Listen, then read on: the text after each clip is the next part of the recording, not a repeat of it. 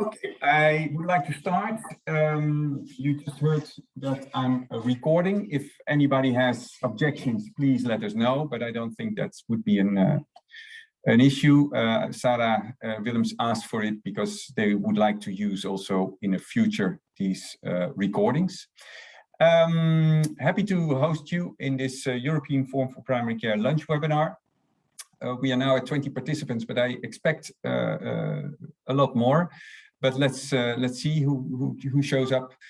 For those who do not know the European Forum for Primary Care, we are a network of primary care professionals, academicians, policymakers that strive for strengthening primary care in Europe, in all countries, with the support of all these stakeholders. And if you're not just already a member, please join. It will strengthen primary care as such in Europe. I will keep it as such, and I will give the floor to the representatives of PRICOV-19. In the first place, Sarah Willems, who is leading the group in this research. It's about assessing the impact of the COVID-19 on the organization of primary care, efforts to ensure that care for all is provided, and the impact on quality. And in fact, it's in line what EFPC has been doing also in the past 1.5 to 2 years. For example, the publication in the BMJ on collateral damage of COVID-19 within primary care. So I keep it short, just saying also that we have more webinars. One is in front of you, the 6th of October with André Kantneres and Peter Groenewegen about the 2005-4 report. Very interesting, I think. Sarah, the floor is yours. You take sharing the screen, and then my share will stop probably automatically, but I can do also now. So, up. Thank you, Diederik, for the introduction. May I hope that you will stay with us the entire session? Yeah, so you can help us a bit later on to divide us into subgroups. So welcome, everybody. And I would like to start with thanking EFPC to give us this opportunity to present to you the very, very first results on of our PRICOV-19 study. We also presented some preliminary results at the WONCA conference, and then also today. I would also like to thank EFPC because they are a valuable member and a partner in the PRICOV-19 study, as are EGPRN and EQUIP. So we are collaborating quite closely in PRICOV-19 with, I think, the most important networks in Europe on primary care. So thank you for that. So I'll start sharing my screen now. Okay. I am going to try to switch to presentation modus. That's always a bit easier. I just have to check whether I can still see you then. Yeah, this is working. Can you see the presentation? Yeah, fine, thank you. So welcome to our workshop. It's a bit of pity that we can't meet in Norway. Yeah, it would have been nice to see each other alive, or in live, not alive, but live. Yeah, it would be great. I see Maria already is advertising for the next EFPC meeting, which will be held in Ghent, the most beautiful city in the world. So hope to see each other next year in Ghent. Right, today we have quite an ambitious program today. I'll start with introducing to you the speakers of today. It's not me who's gonna talk all the time. We shared the responsibilities between us. I will give you a very short introduction of some of the results of the PRICOV-19 study, and then Frode is going to present to you a very interesting study on case studies that he and his colleagues did in Norwegian nursing homes. And it can give you some, the aim of those two presentations is to give you some input. Input for the largest part of this workshop being the small group sessions, We'll have today 5 small group sessions on different topics, all related to quality of care, but very specific aspects of that. And then we'll ask you to join one of the groups. You can choose which one you want to join. And in those groups, we will talk about how you experienced COVID in relation to the issues, or in relation to the topic or the theme of the session you're in. We will also ask you to think already about what you could learn, or what can you learn from the others in the workshop, and think about what can you take home as inspiration for your future work in practice or in policy. And then we will have a short discussion and expert panel discussion led by Pete, and then we'll finalize around 1:30. Well, let's start. I'm going to be very briefly in the introductions. I am myself, I'm a professor at equity at healthcare at Ghent University.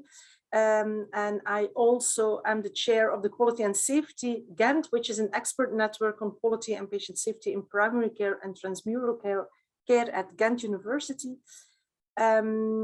Frode is working at Western Norway. He's also a member of EFPC and a GP.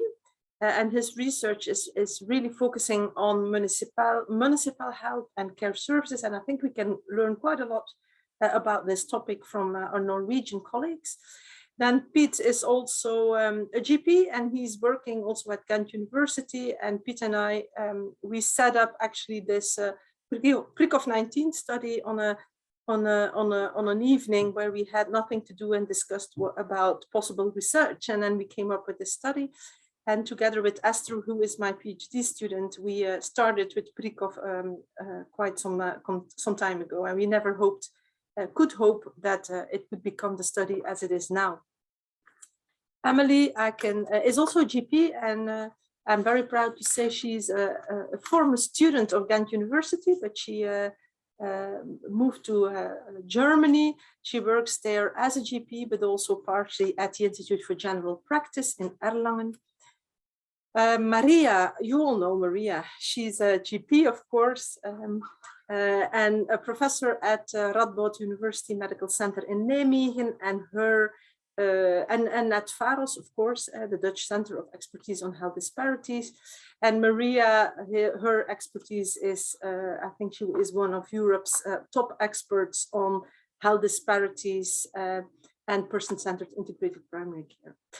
And then Claire, I'm very happy that we met Claire because or in the PRICOV-19 study. I didn't know Claire very well before the study, but she has become a very valuable member of our research team. She's the Director of Research and Innovation at the Irish College of General Practitioners. She's also a member of EGPRN Executive Board, and her research focuses on service and education needs assessment in general health services research, and then the evaluation in general practice. Torun, also a GP from Norway, working at the Department of General Practice, also at the University of Oslo, and Torun works on quality improvements, more specifically related to antibiotic prescription among GPs. Okay, so that's our team from PRICOV-19. I must say it seems like a big group, but it's only a small part of our PRICOV-19 consortium. There are in PRICOV-19, there are 44 scientific institutions involved. It's an enormous study, so but we're very happy to have these colleagues with us. So let's get real started now. And let me introduce you very shortly the PRICOV-19 study. It's for those who haven't heard from PRICOV-19, which seems quite unthinkable, but it's a multi-country study on quality of care and patient safety in primary care in times of COVID. So you all know that on March 2020, WHO declared COVID-19 as a pandemic. And what we saw quite quite quickly is that there was a lot of research and policy on COVID-19, but most of that research was focusing on the hospital settings, how to prevent the overburden in hospitals, how to deal with COVID in hospitals, etc. And very few studies were set up in primary care, although that the majority of patients are actually seen in primary care. It's only a limited number of patients with COVID that are seen in hospital settings. And primary care is, as always, extremely important and has proved to be very important in dealing with this pandemic. First of all, because it is GPs and primary care physicians or primary care workers are the first point of contact for many diseases, but also for COVID-19. So possibly infected patients very often contact their GP or their primary care physician. It's also the GPs who are responsible for short and long-term follow-up care for most patients. Some patients are followed in the hospital, but most of them are followed up in primary care.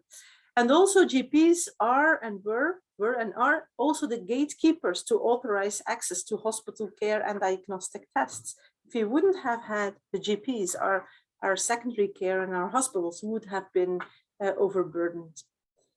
So GPs, primary care, extremely important in dealing with COVID, and still we didn't see a lot of research or large studies on the effects of the pandemic on primary care, and that's how we came to the idea of this study. So what are the objectives of the PRICOV-19 study? We want to describe, first of all, how GP practices organize themselves. How did they organize themselves in order to take care of possible COVID patients, but also how did they organize the care for non-COVID patients? Secondly, we noticed and we saw in our own experience that the roles and tasks in the practice were changing. Suddenly, nurses, for example, took up a lot more tasks than they did before. And so we wanted to assess the shift in roles and tasks and practices, but also we wanted to look at the well-being of staff members because we knew there might be a problem there. And then finally, we wanted to determine which practice characteristics and healthcare system features are associated with high quality care and with the mental well-being of care providers. If we look at how practices were organized, do we see a link with how the characteristics of the practice, but also do we see an impact of the type of healthcare systems? And in order to do that, to be able to research that, you need a multi-country study with several healthcare systems being involved. And so what we did was we contacted our networks, being EFPC, EGPRN, and EQUIP, and we asked to invite their members to participate in PRICOV-19, and we were astonished by the positive results and the positive reactions we received. And very soon we formed a PRICOV-19 consortium with over 45, it's already 45 partnering institutions coming from 38 different countries. So most of the countries on the European continent are participating in this study, and also Israel. So it's quite a large study. And so what we did, we developed a questionnaire. We did that in multiple phases. We included, for example, also a pilot study in Belgium first, and worked a bit further on the questionnaire. And then this questionnaire includes 6 themes. First of all, how was patient flow organized during COVID-19? And this includes how did the practice work with appointments? How was triage done? How was the management of routine care organized? Second theme was infection prevention. How did the practices organize that? And this is about the availability of infection prevention materials, but also how did you organize the flow of infected patients in your practice, for example. 3 was about information processing. How did practices deal with the constant stream of new information, new evidence, and new regulations from the government. 4 was on communication. How did practices communicate with patients? How did they communicate with colleagues? For example, if there was a patient in the practice that was tested positive, was the home nurse, for example, informed about the infection of the patient? Was one of our questions. And we had some questions on the collaboration with other disciplines, with other practices, with the hospital, and there was a part on the self-care and the mental well-being of the staff members. In the entire PRICOV-19 study, we had extra attention for vulnerable population groups. So we wanted to know, in all these teams, did doctors do different for patients with different backgrounds? Did they outreach actively to not only patients with chronic diseases, because this is what we expect, but did they do that also for, did they outreach, for example, to patients of which they know they already live in social isolation? Right, where are we at this moment? We finished data collection in the majority of countries, and you can see here the countries in dark blue are the countries that are already finished. In some countries, we are still collecting data. We included already over 5,000 GP practices in Europe, and the participation or the number of participating practices is quite different or varies quite largely between countries. From France, over 500 practices, to Cyprus at this moment, 4 practices. So quite some differences between countries, but in the end, quite a rich database. Good. Some preliminary results, very preliminary in a way that we are still collecting data, and we are actually cleaning now what we call the second batch of countries, which are countries who finished data collection very recently. So the results that you will see today are based on the first batch of countries, being the countries that finished data collection the earliest. So that's about 20 countries. I just took a couple of results. I mean, I can give you a presentation of hours with all the results, but I just pulled out some first results that can inspire you for the discussions later on. First of all, we asked GPs, did you use detailed protocols, for example, for cleaning in the practice? And we know this was a situation before. And when we look since the COVID pandemic, we see an important increase in the use of protocols, in this case, for cleaning the practice. And if we look at the use of protocols in other domains of practice organization, we see exactly the same thing. So we see that in COVID, in the COVID pandemic, practices much more included or followed procedure or developed procedures and used them in their practices.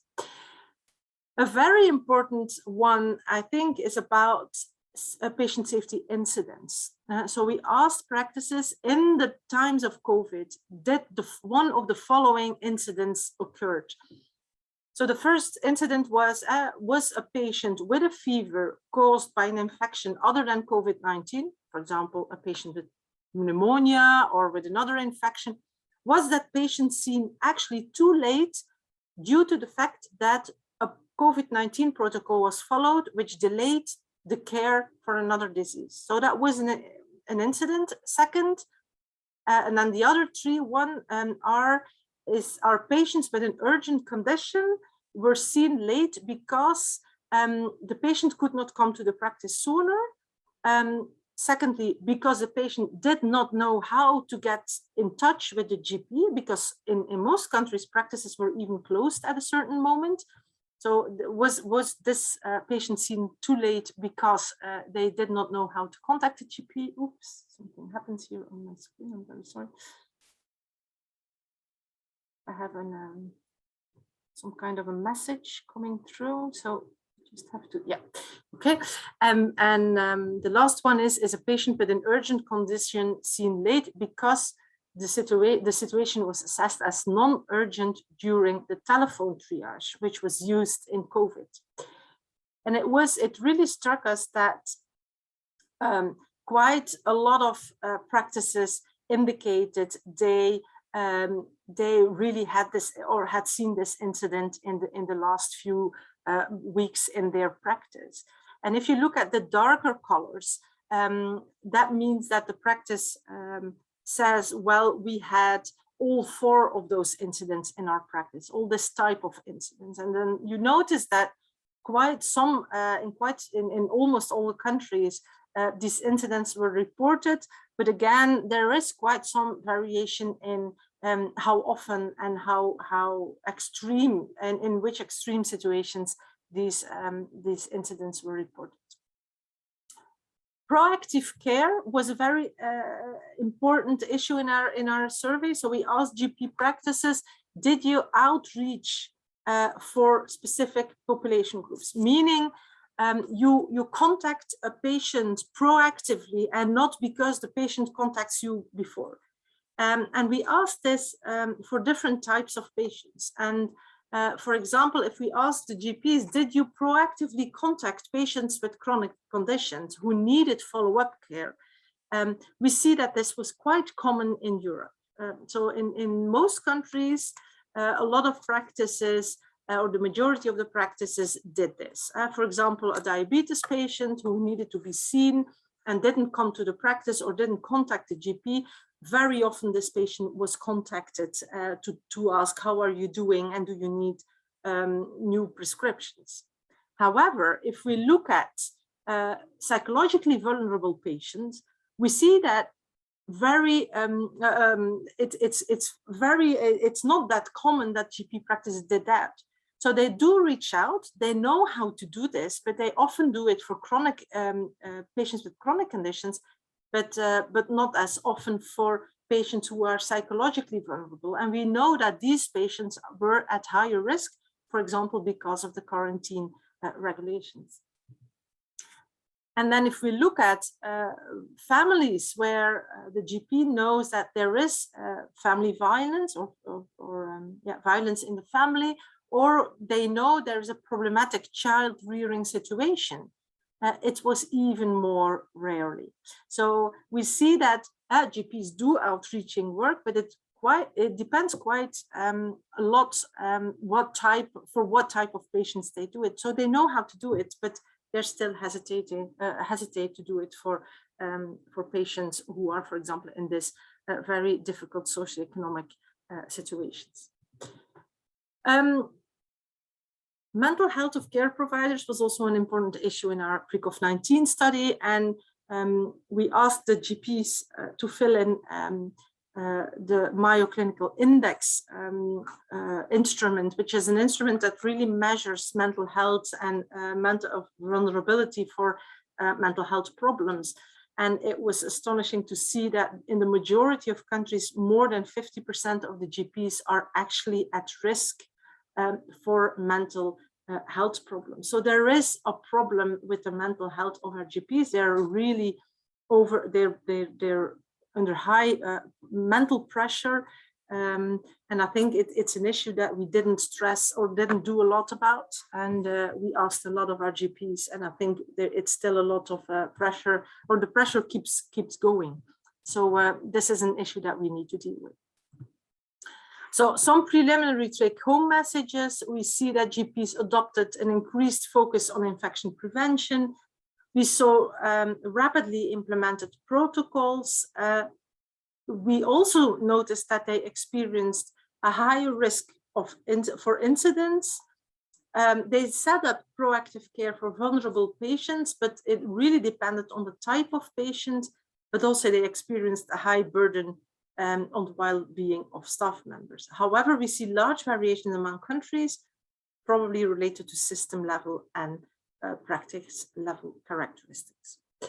So this was what I wanted to share with you as a first impression of COVID-19, of PRICOV-19. And then now I will stop sharing my screen. And Frode, maybe you can share your screen to tell us a bit about your study in Norway in the elderly homes.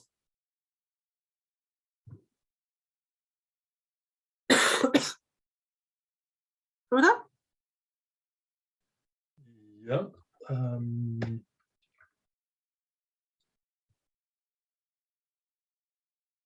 Good. Can you see my screen? Yes, we can see it. Yeah, wonderful. Yeah, we would have loved to have you in Bergen right now, but anyhow, I'm so happy we are able to meet on Zoom, and looking very much forward to next year's conference in the world's most beautiful city. So anyhow, we were in Norway. Let me see, it looks like it's not, it's working. So the Centers for Care Research, which is a national structure in Norway with 5 regional centers supported by the Research Council of Norway, were asked by the Norwegian Corona Commission to investigate preparedness for and experiences of the corona pandemic. And I was asked to lead the work. In particular, the Commission asked for in-depth case studies of a smaller selection of nursing homes. So the aim of the overall study is to investigate experiences of COVID-19, including how the nursing homes were prepared for a pandemic, what challenges they encountered, and how they managed to deal with the pandemic in general. So, and also, secondly, establish statistics on nursing home deaths. And we did that in cooperation with the Norwegian Institute of Public Health. So we did case studies in 5 nursing homes in 5 different municipalities, spread out geographically throughout the whole country, varying in size and also varying in exposure to COVID-19. We were interviewing staff, that's leaders, nursing staff and physicians, and also family, closest family were interviewed through semi-structured individual interviews and through focus group interviews. We also did a document analysis of the documents relevant to infection control, and also present in the municipalities and at the institutions, and also of architectural or technical drawings that we studied from the nursing homes. We did this descriptive statistics together with the Norwegian Institute of Public Health. So data from the first year is what we have been analyzing in the statistics from March 20 to March 21. We found that, and quite similar to other Nordic countries, for example, Sweden, just under 50% of all COVID-19 related deaths in Norway occurred in nursing homes, what other countries might call care homes. So this follows an international trend of nursing homes being particularly hard hit. Approximately 1/3 of infected residents died with the disease.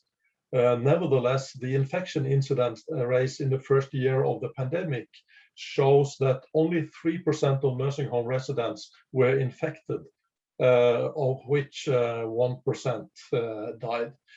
Or 1/3 of the residents infected. So most nursing homes have managed to keep their residents infection-free, in fact. So, but those who contracted the infection were really hard hit due to the infectiousness of the disease, of course, and also the residents' susceptibility to infection. So, and that we found a very interesting and also a bit alarming finding that 4 out of 10 COVID-related deaths in nursing homes in Norway occurred in the 10 institutions with most registered deaths. So to put it another way, 10 out of 800 in total, approximately, Norwegian nursing homes accounts for around 40% of nursing home deaths. So why are a few nursing homes so severely hit by the pandemic? There are different possible explanations. So once COVID-19 enters a nursing home, there is a hard battle, of course, as we all know, to get rid of the infection. But there are also facility characteristics that has also gained international research attention. So, for example, staff coverage, funding, ownership, and so on. In our case study, and also by our health authorities alike, part-time and temporary staff seems to be a very important factor, and also architecture and physical environment. So a combination of those factors may explain why a few nursing homes were hit so hard. So then to the case studies, some of our main findings, there was a decline in activities for residents, in particular social activities.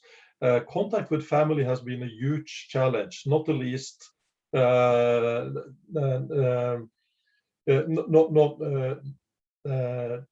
not the least in wards with no COVID-19 in affected nursing homes, and that's related to drain of resources. It seems like so the wards struggling with the infections got more of the staff or personnel resources. So well, there were examples of innovative solutions for meeting with family, for example, large tents in a couple of places outside the nursing homes. Still, several family members complained that the residents seemed to have lost hope after a while and increasingly sought contact. There was a reorganization and redistribution of resources, also in wards with no COVID-19, but where one or two wards in the same nursing home were affected. Also in nursing homes that did not experience COVID-19, in order to be prepared, there was also a redistribution of resources, also a drain on the resources for the wards in those nursing homes. And then also we found positively that there was a strengthened cooperation among staff in direct care, in particular at the ward level. An increased use of internet platforms for planning and communications. Several institutions that never ever used them before, with really a steep learning curve in digitalization. Relations with cleaning staff appear to be important but precarious. They represented a different external organization, and there were sometimes also cultural and language differences as to staff. There was also cooperation challenges with maintenance staff, food delivery companies, and so on. Investment in digital solution for amending contact, supporting contacts with family. I mean, it was a heavy investment really, but poor training followed this implementation, and hence there were limited use of those solutions really. Many ethical dilemmas as to infection control, in particular in cases of dementia with forced isolation, forced sampling, where Norway and Denmark had a clearer legislation supporting such measures than in Sweden and Finland, but still we had a lot of struggles. So by way of concluding, a meaningful social life in the midst of safety measures. Well, our research demonstrated that keeping residents safe and healthy is more about it's more than about protection from spread of the disease. Both family care staff, physicians, and nursing home leaders reported a general tendency of faster physical and mental decline of non-infected residents than usual. We saw increased social isolation, not the least related to restrictions on meeting family, and decreasing social activities seem to have a severe impact on their general health and well-being. Some family members and staff also reported that some residents talked less about family and made fewer efforts to get in contact with them after a while. Even though we had identified inventive measures for keeping contact with society outside, and not the least outside society, and not the least families members, both staff and relatives complained about the architectural planning not having taken a pandemic or epidemic situation into account, and that the premises in general lack safe areas for meeting families. So finally, some lessons learned or recommendations. There is a need for strengthening of the nursing homes in general regarding staffing, terms of employment and conditions for workers, and regarding the built environment, where also old buildings contributed to difficulties in keeping the facilities clean and safe. The fact that some staff work at more than one care home, and sometimes in other sectors like restaurants, reveals the need for better paid staff with secure employment terms. There is a need for increased efforts at strengthening cooperation and integration between care staff and cleaning staff, and further development of IT solutions based on experience during the pandemic needs to include sufficient training of users. Preparing for future pandemics means first and foremost improving conditions for care in general in nursing homes. There are promising practices in British Columbia presently, where also the health authorities and the authorities in general really have realized this. So, thank you.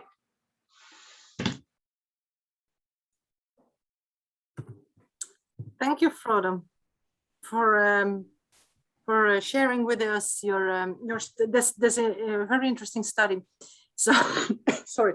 Looking at the time, I suggest that we break up into our smaller break rooms, breakout rooms. Diederik, you tested this earlier with Esther. So can you take over and tell us how to do this? Yeah, okay. So I'm first asking you, Sarah, we keep 5 groups. How many are we now? 24. There have been suddenly some people left. We could do it. You can join any group. If you are too little, I would advise maybe to join another group if you think this is not functioning. I think that's the best way. So I open up. You just can choose your group, and then you continue. Shall I limit? It's now limited to 40 minutes. I would suggest, looking at the time, maybe better 30 minutes, isn't it? Perfect. And I just shared again the different topics. Yeah. Okay, I open all the rooms and you choose which room you want to join, and then I'll see you back in 30 minutes in the plenary. And how can people join a room? By choosing one of the options they will be presented now. Okay. And you always can go back to the plenary or to another room. Yeah. Okay. Thank you.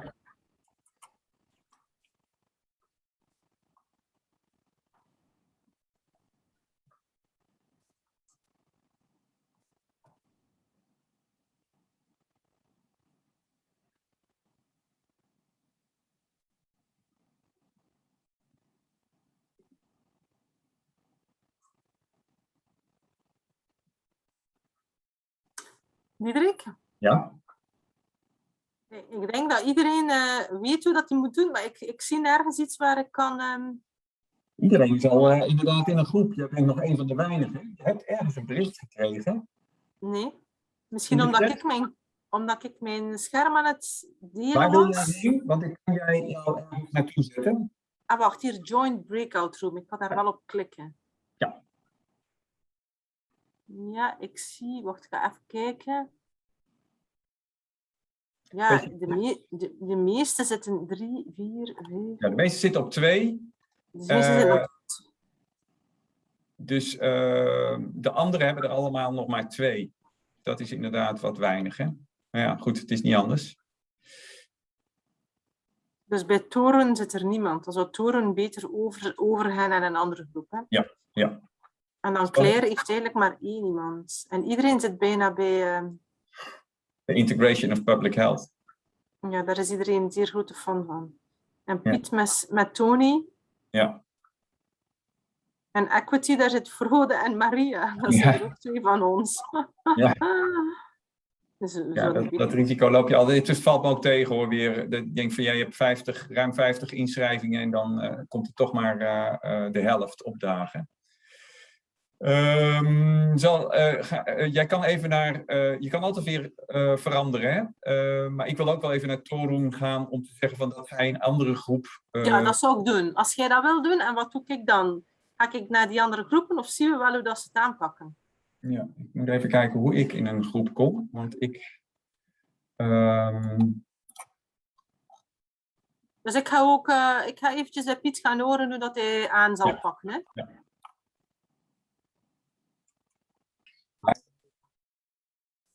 Hello, Diederik. Hi. It appears that everybody chooses for group 2. I can see that. I was just deciding whether to change to group 4 with Claire and Esther. Yeah, I think that makes sense. Yeah, because it looks like everybody has chosen now. I wanted to give them a few minutes. Yeah, no, I think you better go to 4 and then joining there. Okay. Yeah, I'll do that. Yeah. Okay. Thanks.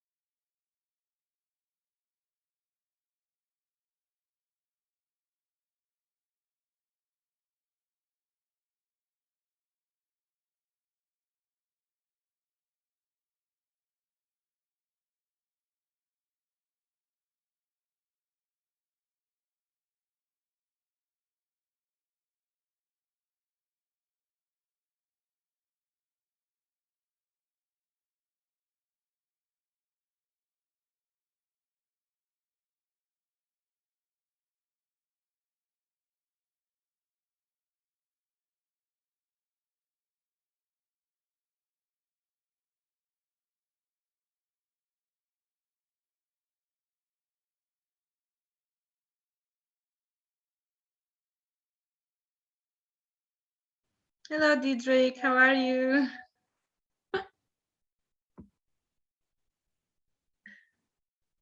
I don't hear you. Sorry, I have to unmute. Hi, Esther. Good to see you. Hi, great to see you. How are you? I'm fine. I'm fine. You are lost in group 4 as the only remaining, but you had met some other people, I believe. Yes, but they decided to go to another group in order to have enough participants. I just had an incoming call and I didn't join the other one. Would it be interesting for you to join the migration group? Is that okay? Should I? You can do it yourself, but I can also move you to this other. I think there are two groups ongoing now. Well, you might choose yourself, but I just was worried that you were left alone.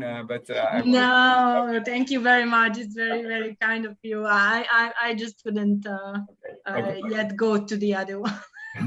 I go back to the main session because I have to accept somebody there. Okay, bye-bye. Okay, thank you.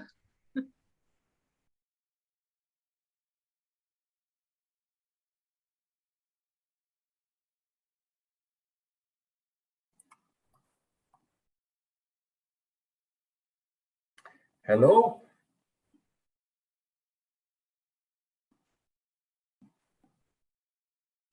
Yeah, you are connected.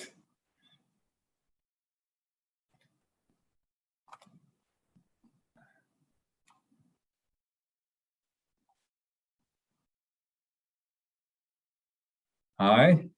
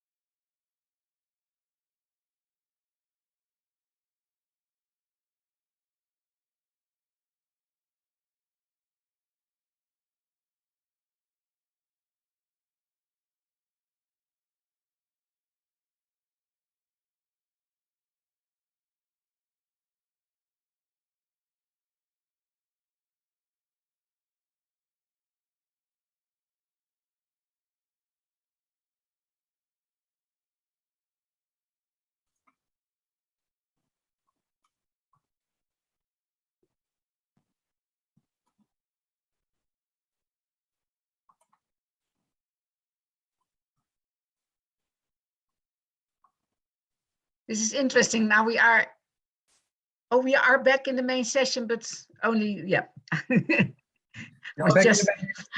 thought, well, I see the same faces. What happened? But that's normal. You're back in the main session. I will just quickly go to the other and say that they have to finish.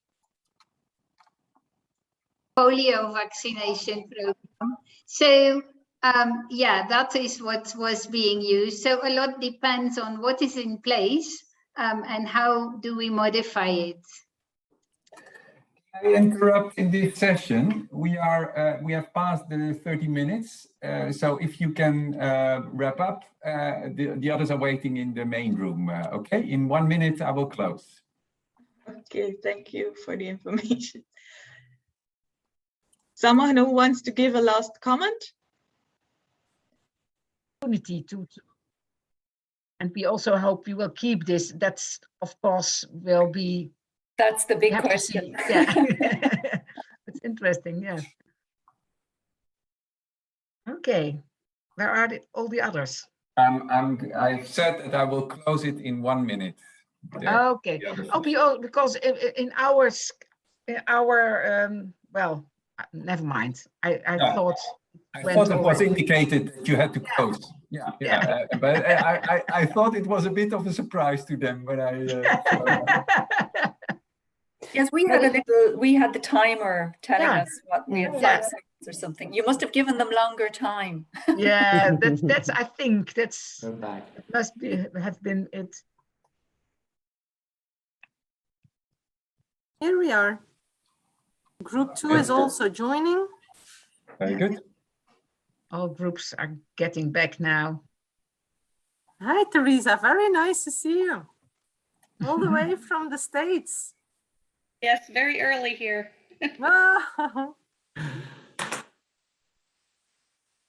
So for the moment, there's only 13 participants. I don't know if some are still coming in. People have left, but they should come now back to the. We still wait for a minute or something like that.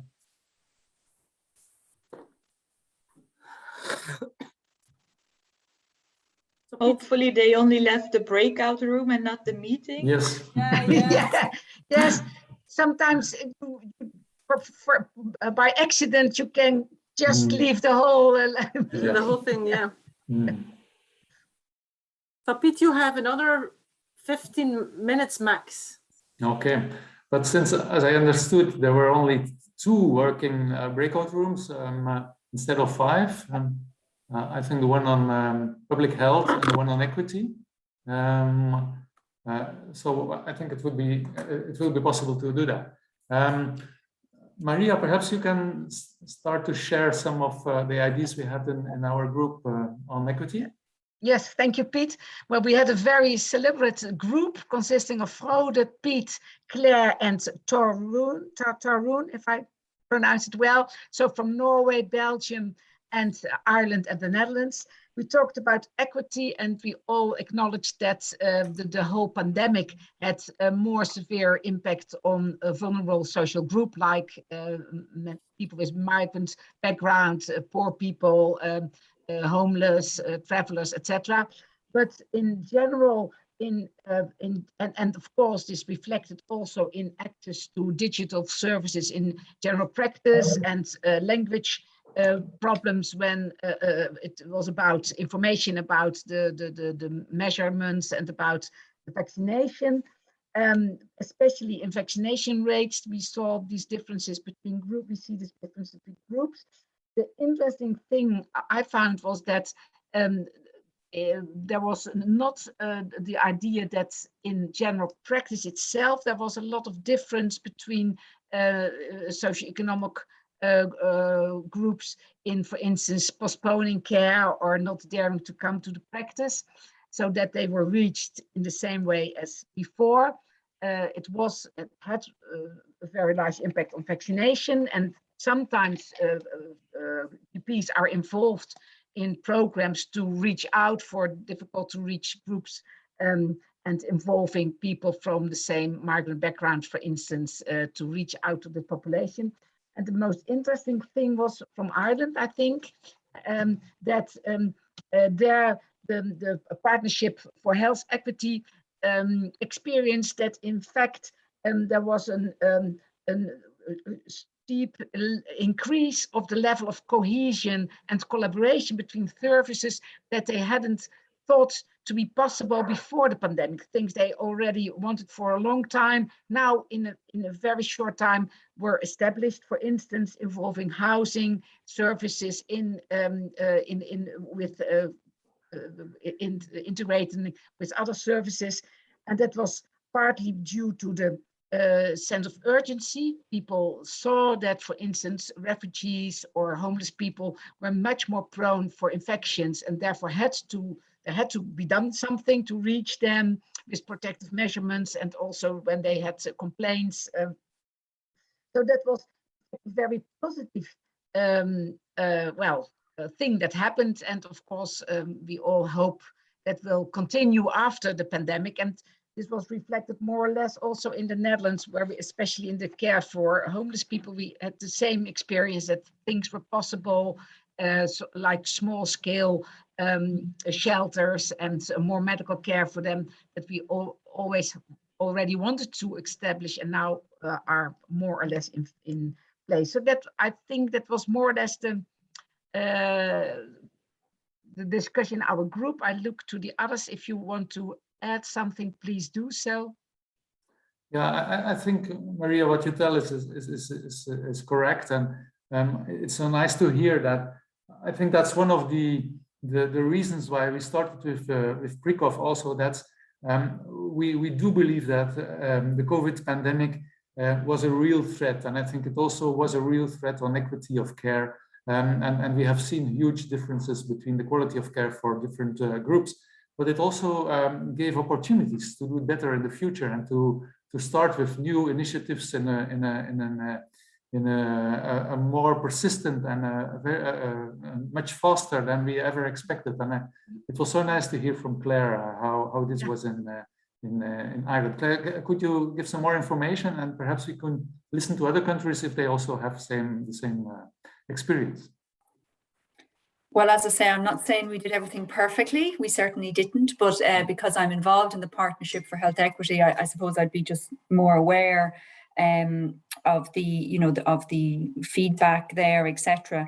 And certainly, as I say, although again it mightn't have been as quick as some people hoped, etc., the level of cohesion and collaboration between various services to respond.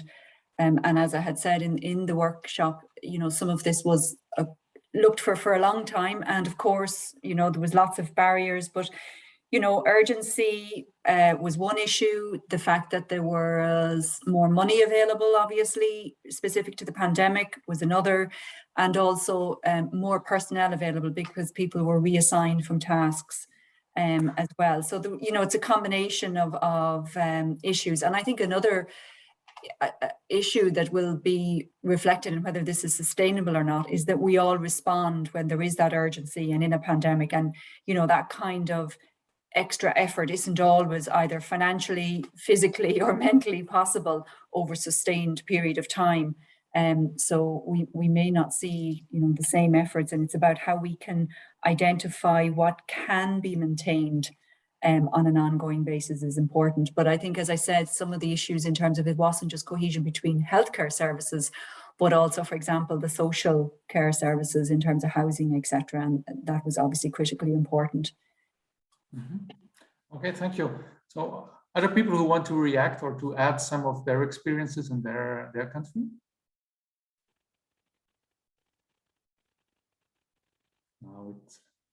Okay. So then perhaps we can go to the other breakout room. I don't know who is responsible for giving some report on what has been said there. So I moderated the group and then also tried to write something in parallel. I think in our group, we only had few countries represent, but also two people from WHO and from UNICEF, so who are also looking like on different countries and are also in the middle of comparing different coordination examples between public health level and the primary care level.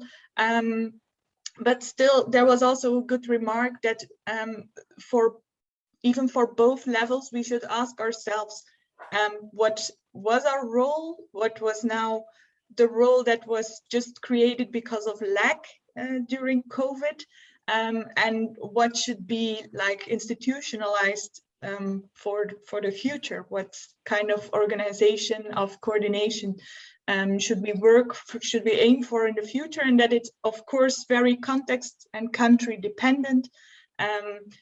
Seeing that now for COVID times, it was also because a lot of goodwill of local doctors and public health officers who created new systems of collaboration. Also in general, like the example of Serbia came up, that on the public health level, as the policymakers actually try to fill some void that existed because the public health level was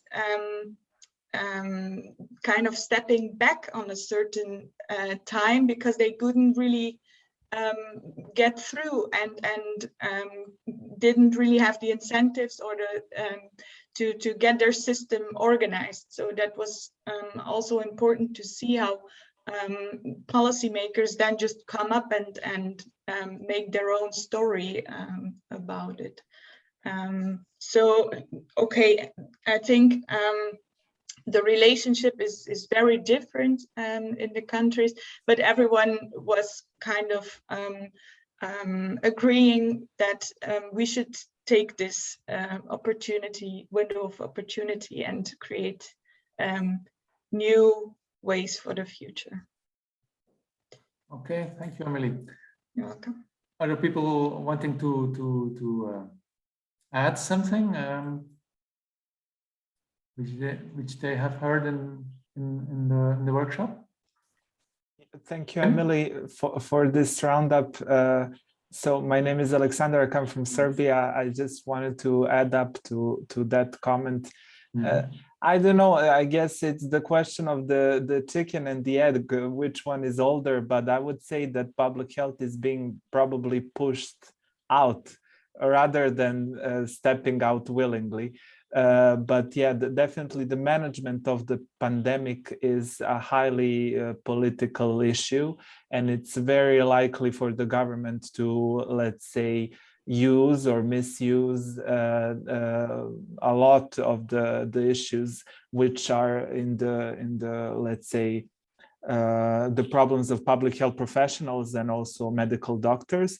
So yeah, this is what I commented that is happening in the Balkans, especially Serbia and neighboring countries, that void which is being present when the public health is not being proactive in its duties is being used by the government in a lot of different topics, vaccination campaign, also building of health infrastructure, overall management of the epidemic. And I was just saying that this is a very dangerous territory because when the questions is being politicized, a lot of people will then maybe not follow the recommendations because they're not maybe pro-government or whatever, and then we are losing this big space in which we can act. So yeah, I see a great possibility for public health and primary care to fill in that void, especially in my country. I don't know for the others, but I guess it's also true. Okay, thank you very much, Alexander. Maria, you want to react? Yeah, I would indeed endorse the plea for a collaboration between primary care and public health, as we see in different countries how very well this worked out. For instance, in Italy, we saw that in some regions where there was a strong collaboration with public health and primary care and public health epidemiologists working in primary care, they had a very strong, much better surveillance of the infection and much less death and hospital admissions than in other regions that, for instance, were more hospital oriented. And we see the same thing in the vaccination, and especially in reaching out for vulnerable groups in the Netherlands. This is in the Netherlands principally the task of public health, local public health organizations, but they are not so well known and not embedded in the communities, and they are not so good trusted as are the GPs. So what we see now, that there where for instance, in deprived areas where there is a very low vaccination rate, now the local public health authority who organizes the vaccination, and there's all the staff and the materials, etc., together with trusted GPs, go proactively to community centers, to mosques, churches, and there they manage to reach out for much more vaccination in this group. So I think indeed the future, not only regarding epidemics, but also when we look at prevention of chronic disease, would really be the collaboration of the GPs, the primary care, embedded in the local community, together with the broader view of the public health officials. So, and I think in Belgium there are some very good examples, but maybe I'm not sure, but I thought there were at least. Okay, no, but thank you. I think what you say is it's very important to have this cooperation between public health and primary care workers, and the pandemic showing how important this can be, and how successful if it's done well. Torunn, you were raising your hand. Yeah, I just wanted to share with you the experience from Norway, where the public health officers has really gotten a boost from the pandemics with increased attention and also increased importance. They have been a lot in the media, so the general public has been more aware that they actually exist, which I don't think has been great awareness on before.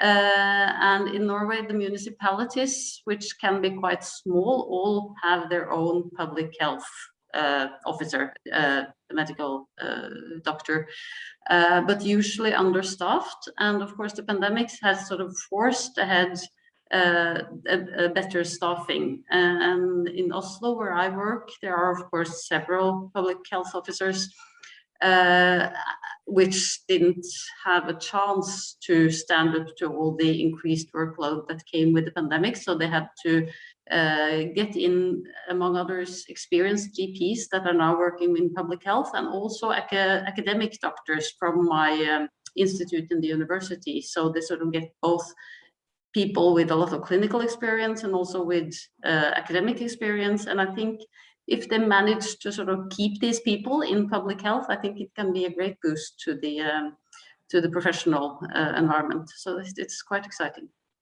Thank you, Torunn. I think indeed, as far as I know, this is quite unique, the way in Norway public health is organized on a local level within municipalities, and the participation of GPs, sometimes part-time or academics, participating and doing this job. I think that's great, and it's very inspiring for other countries. I think it's good if it's sufficiently staffed, because up until now it's been sort of your GP, and then maybe in 20% position you do this a bit sort of left-handed on the side. But I think it's gotten a lot more attention from the pandemics, which I think is good. Yeah, great. So Claire, you raised your hand also. Yeah, just briefly, I suppose, to say, you know, what we certainly found here was that general practice was very much included in the public health discussions and response. So even, for example, we have a national public health emergency team, essentially, who are, you know, reviewing all the evidence, advising the government. And we had a GP representative sitting on that, who is a core part of that. But also would have been called on quite extensively by the media to inform the public. So again, that comes back to, you know, the trusted voice in the public. And in addition to that, funded by our health service, we had a national COVID GP lead who's was full-time throughout the pandemic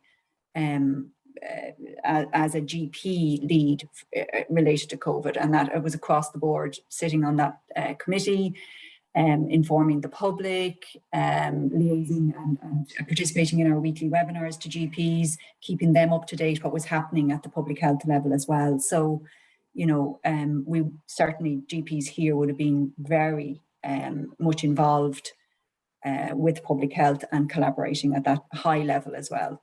Mm-hmm. Great. Okay, thank you, Claire. Also a nice example, I think. So, Sarah, I'm coming back for the wrap up to you. I think what we learned from both workshops is that there are quite some opportunities, and things really changed within this very short time of the pandemic. And now we have to learn from each other, I think, and reflect on nice examples of countries where things on cooperation between public health and primary care on the one hand, and on enhancing or diminishing differences within equity and inequity issues on the other hand, or I think very good examples of what has happened and what should be continued in the future and made more sustainable and giving opportunities for GPs, primary healthcare and public health to be more efficient and reach higher quality. So Sarah, up to you to wrap up. Yeah, I think you already did a wrap up. So thank you, Pete, for making this nice wrap up of the small groups. Looking at the time, there's nothing more that I would like to add, except for thanking you all for being here. Hope to see you all again in the near future, being on the next EFPC meeting or in here or there, talking about PRICOV-19 or about COVID and primary care. So please get in touch with us if you want to be involved in our PRICOV-19 study, or if you're interested in the results. And then I wish you all a very nice ending of the week and a very nice weekend. See you all, and thank you for being here. Thank you. Bye-bye. Bye-bye. Thank you. Bye-bye.